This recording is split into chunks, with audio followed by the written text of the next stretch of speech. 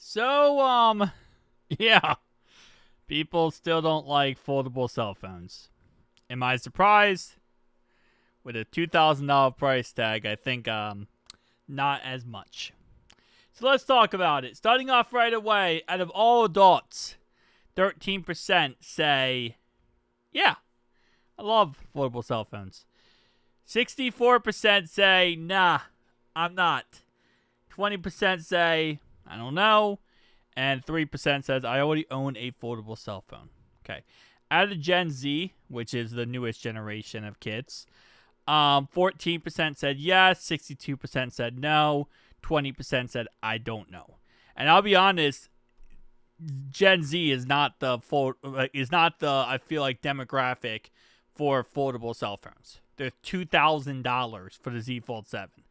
It's $1,800 for the Google Pixel 10 Pro Fold. I feel like the market that is kind of targeting more of a older demographic when it comes to foldable cell phones because how expensive they are. And in reality, a lot of times they become either your main cell phone or they might become a secondary cell phone, where I feel like Gen Z just not there. For millennials, 60% say no, 19% say yes, 19% say I don't know, and then we already have a cell phone. Gen X, 66% say no, and then Boomers, 67% say no. And I do feel like it's kind of a weird thing. Gen Z, too young, way too much money for a lot of those guys to get foldable cell phones. Millennials, I feel like perfect range, right? Gen X and Boomers, you're probably not getting them because a lot of those guys are older and they might not really know how to use a foldable cell phone and they don't want to learn, right? So there's also that factor as well. I feel like foldable cell phones there's a market for them, but it's very, very weird market. Going down a little bit, here's the reasons why people do not want to own a foldable cell phone. 36%. Yeah, not surprising at all. The price is way too high. Again, $2,000, $1,800. You're pricing out a lot of the market by having prices that high. I'm concerned about durability or long-term reliability of the phone, 31%. I don't understand the advantages of having a foldable phone or regular phone.